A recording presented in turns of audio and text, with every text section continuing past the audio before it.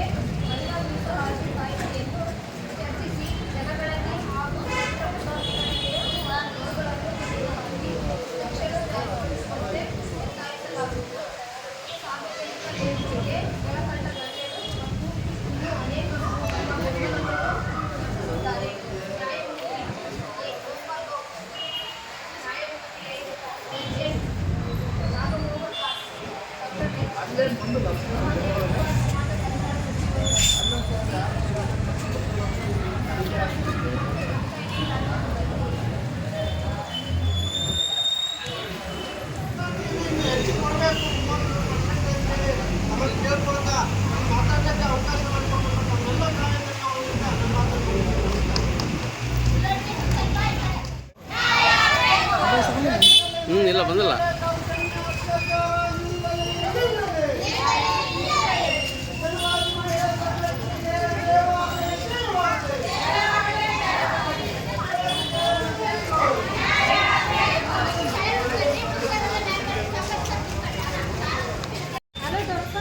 Phone ಮಾಡಿರ್ತೀರ ಕೊಡಕ್ಕೇಂದ್ರಪ್ಪ ಇದು ಇಲ್ಲಿ ಇದ್ರ ಹತ್ರ ಬಂದಿದ್ದು ಫೋನ್ ಹತ್ರ ಅಕ್ಕಿ ಕರ್ಕೊಂಬಂದ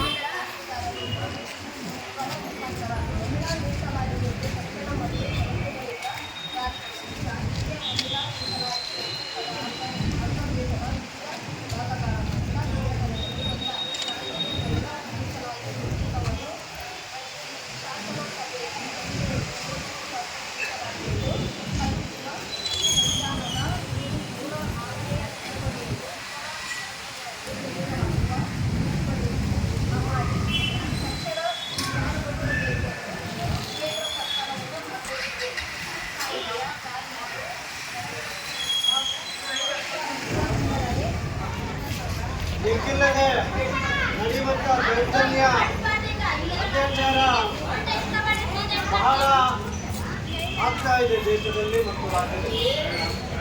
ಇವತ್ತು ಮಹಿಳೆ ಅಂತ ಹೇಳಿದ್ರೆ ಸ್ವಾಮಿ ವಿವೇಕಾನಂದ ಹೇಳ್ತಾರೆ, ಇಡೀ ದೇಶದೊಳಗ ಒಬ್ಬ ಮಹಿಳೆ ಇವತ್ತು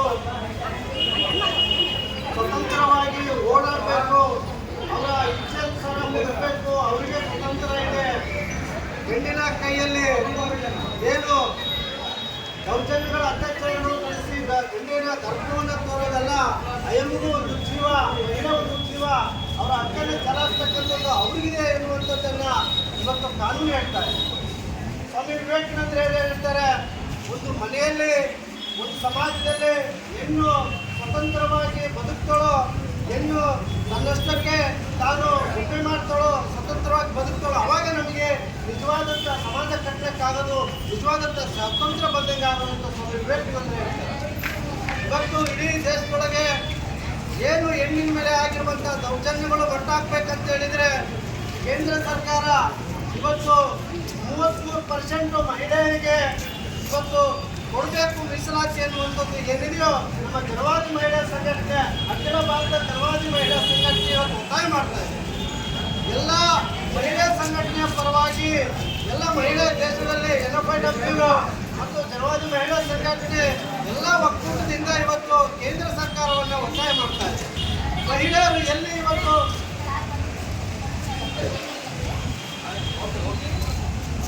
ಹಾಗಾಗಿ ನಮಗೆ ತ್ವರಿತವಾಗಿ ಇವತ್ತು ಮಹಿಳಾ ಮೀಸಲಾತಿಯನ್ನು ಜಾರಿಗೊಳಿಸಬೇಕು ಮತ್ತು ಏನು ಈ ಮಹಿಳೆಗೆ ಆಗಿರುವಂಥ ಅನ್ಯಾಯ ಏನು ರಾಜಕೀಯವಾಗಿ, ಶೈಕ್ಷಣಿಕವಾಗಿ, ಸಾಮಾಜಿಕವಾಗಿ ಇವತ್ತು ಹಿಂದುಳಿದ ಒಬ್ಬ ಹೆಣ್ಣು ಏನು ಮನೆಯಲ್ಲಿ ದಾಸ್ಯಳಾಗಿ ಇವತ್ತು ಬದುಕ್ತಾ ಇದ್ದಾಳೋ ಸಣ್ಣ ಸೇರ್ತಾರ ಅದನ್ನು ಮುಕ್ತಿ ಆಗಬೇಕು.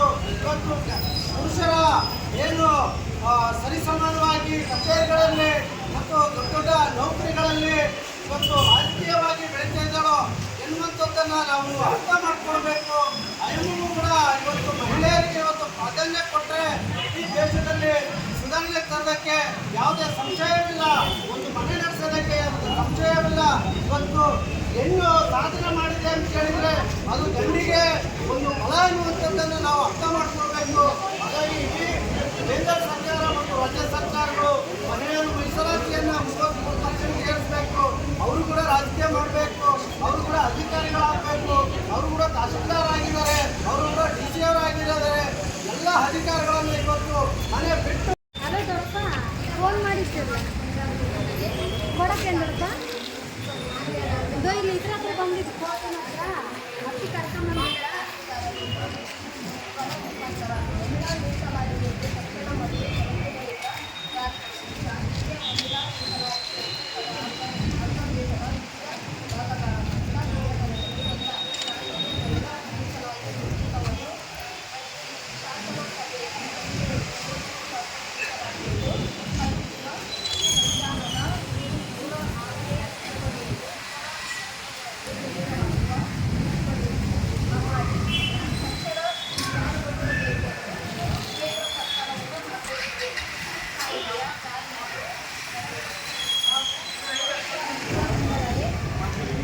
ಹಲೋ ದೊಡ್ಡಪ್ಪ, ಫೋನ್ ಮಾಡಿದ್ದೀರ ಕೊಡಕ್ಕೆ ದೊಡ್ಡಪ್ಪ?